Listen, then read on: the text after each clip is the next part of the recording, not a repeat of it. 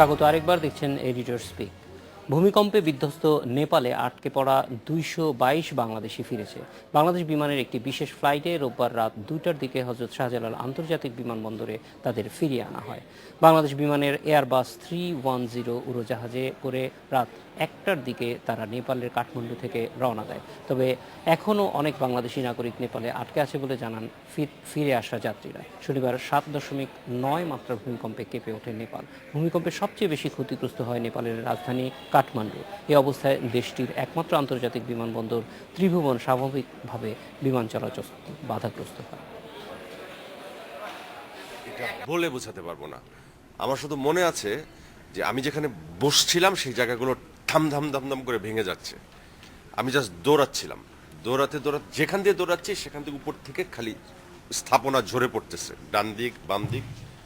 আমি দৌড়াতে আমি একদম জাস্ট পাহাড়ের ক্লাব হিমালয় হোটেলের নিচে চলে আসলাম। আমরা দাঁড়াই থাকতে পারতেছি না, এমন কম্পন। আমরা সবাই বসে পড়ছি, কেউ কেউ শুয়ে পড়ছে আতঙ্কে। এক একজন মনে করেন যে কান্নাকাটি। সারাদিন মানে কাল পরশুদিন সারাদিন আমরা রয়েছি ফ্লোরে, মানে খোলা আকাশের নিচে। ভূমিকম্পে আটকে পড়া অনূর্ধ্ব 14 নারী ফুটবল দলের সদস্যদের বাংলাদেশ ফিরিয়ে আনা হয়েছে। বাকিদের দেশে ফিরিয়ে আনতে সোমবার নেপালে যাচ্ছে বিমানের আরও একটি বিশেষ উড়োজাহাজ। রিক্টার স্কেলে 7.9 মাত্রার এই ভূমিকম্পে বিধ্বস্ত নেপালে মৃতের সংখ্যা 2000 ছাড়িয়েছে। কাঠমান্ডুতে আটকে পড়া অনূর্ধ্ব 14 নারী ফুটবল দলের সদস্যদের এরই মধ্যে দেশে ফিরিয়ে আনা হয়েছে। তাদের সবাই সুস্থ আছেন। এই মুহূর্তে নেপালে আটকে পড়া বাংলাদেশিদের সঠিক সংখ্যা বাংলাদেশের কাছে নেই। তবে এখনো পর্যন্ত কোনো বাংলাদেশির হতাহতের খবর পাওয়া যায়নি বলে জানিয়েছে পররাষ্ট্র মন্ত্রণালয়। সেই জায়গায় সুনির্দিষ্টভাবে সংখ্যা আমরা বলতে পারছি না। তবে নেপালে যারা গেছেন তারা সবাই এমন তো নয় যে মাউন্টেনিয়াররা বেশি যান, হাতে গোনা দু একজন যান, সেটা বলে যান, রেজিস্টার্ড ওয়েতে যান। ট্যুরিস্ট যারা যান তারা যেসব মেইন পয়েন্টে যান সেসব জায়গায় আমরা ইতিমধ্যে সেসব জায়গা থেকে আমাদের পর্যটকরা ফেরত আসা শুরু করেছেন বা সেখান থেকে জানান দিয়েছেন যে তারা নিরাপদে আছেন। তবে সেদিক থেকে আমরা মোটামুটিভাবে নিশ্চিত হয়ে বলতে পারি যে বাংলাদেশিদের মধ্যে কোনো ক্যাজুয়ালিটিস, দু একজন একটু ব্যথা পেয়েছেন, আঘাত পেয়েছেন, সেটা ঘর থেকে বের হতে গিয়ে বা অন্য কোনো কারণে। নেপালে ভূমিকম্পে নিহতের সংখ্যা 3700 ছাড়িয়েছে। এখনও ধ্বংসস্তূপের নিচে চাপা পড়ে আছে অনেকেই। একের পর এক পরাঘাত অব্যাহত থাকায় খোলা আকাশের নিচে রাত কাটিয়েছে ভয়ার্ত মানুষ। প্রাণের ঝুঁকি নিয়ে চলছে উদ্ধার কাজ ও ত্রাণ তৎপরতা। তবে প্রয়োজনের তুলনায় তা যথেষ্ট নয় বলে সরকারের বিরুদ্ধে অসন্তোষ প্রকাশ করেছে অনেকে। নেপাল সরকারের পাশাপাশি উদ্ধার কাজে অংশ নিচ্ছে বিদেশি সংস্থাগুলো। উদ্ধারকর্মী ও ত্রাণ সামগ্রী পাঠিয়েছে ভারত, চীন, জার্মানি, যুক্তরাজ্য সহ আরও অনেক কয়েকটি দেশ। এদিকে ভারতে ভূমিকম্পে মৃতের সংখ্যা বেড়ে দাঁড়িয়েছে 58 জন। এ বিষয়ে কথা বলতে আমাদের সঙ্গে যোগ দিচ্ছেন সদ্য নেপাল থেকে ফিরে আসা অভিনয়শিল্পী রুনা খান, যিনি নিজেও আহত হয়েছেন শনিবারের ভূমিকম্পে।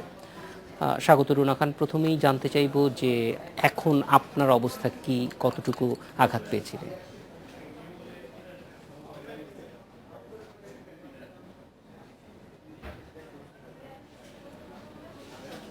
হাত কেটে গেছে, আমার পা হাঁটু থেকে গোড়ালি পর্যন্ত ফুলে গেছে, মচকে গেছে। আমি আসলে বুঝিনি আমাকে এখন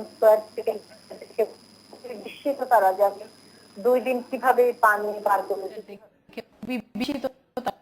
কিভাবে কালকের মধ্যে প্লাস্টার করতে হবে, আগামী 15 দিন অন্তত আমাকে বেড রেস্টে থাকতে হবে। রুনা খান, সেখানে যখন ভূমিকম্প হচ্ছিল তখন আসলে কি অবস্থা এবং পরবর্তীতে উদ্ধার তৎপরতা কেমন দেখেছেন?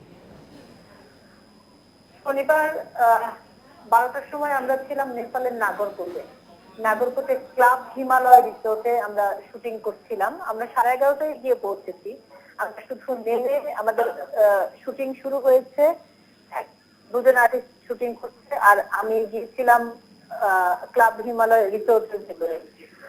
আমি যখন রিসোর্টের ভেতর থেকে প্রথম বুঝতে পারি, আসলে বুঝে উঠতেই সময় লেগেছে। আমরা মানে জীবনে আমাদের এরকম অভিজ্ঞতা যেহেতু কখনো হয়নি, বুঝে উঠতেই সময় লেগেছে। ভীষণ শব্দ, আওয়াজ, চিৎকার। এবং আমি সে রিসোর্ট থেকে নামতে গিয়ে সিঁড়িতে, আমি জাস্ট একেবারে সিনেমা, আমি রিসোর্ট থেকে নামছি এবং পেছন থেকে পুরো রিসোর্টটা ধসে পড়ে গেল, মানে আর সিঁড়িগুলো ভেঙে ভেঙে পড়ে যাচ্ছে। আমি একটা পদে পড়ে যাই এবং সেখানে আসলে আমার পায়ের গোড়ালিতে আমি প্রথম ব্যথা পাই। তারপরে আমার অন্য কলিগরা, জয় ভাই, কল্যাণ, যুবরাজ চাঁদন ভাই, তারা সবাই মিলে আমরা ক্লাব হিমালয়ের নিচে একটু 10 ফুট নিচু আরেকটা পাহাড়ে আমরা অবস্থান নেওয়ার চেষ্টা করি।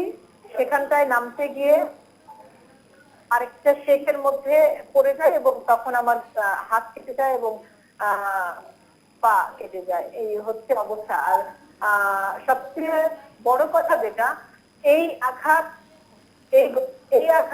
কিছুই না। নেপালে যা ঘটেছে, আমরা যে বেঁচে ফিরেছি, এটা অবিশ্বাস্য। এবং রুনা খান, আমাদের সঙ্গে যোগ দেওয়ার জন্য আপনাকে অনেক ধন্যবাদ। এডিটর স্পিকে এবার বিরতি, ফিরছি একটু পর।